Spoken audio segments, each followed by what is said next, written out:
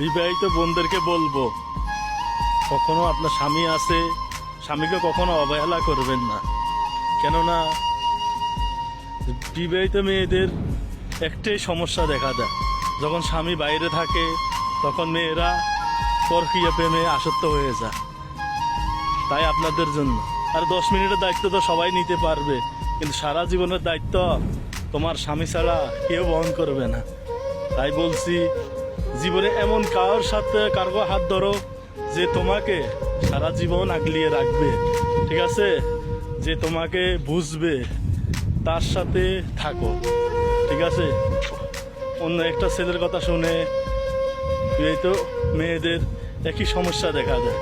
দেশে পরকীয়া হয়, পরে 2 দিন পরে বিয়ে শাদী হবার পরে 2 দিন তোমাকে ইউজ করার পরে আর ছেলের আর ভালো লাগে না, তখন ছেলে কি করে, বাহানা খোঁজে, ছেড়ে দিতে চায়।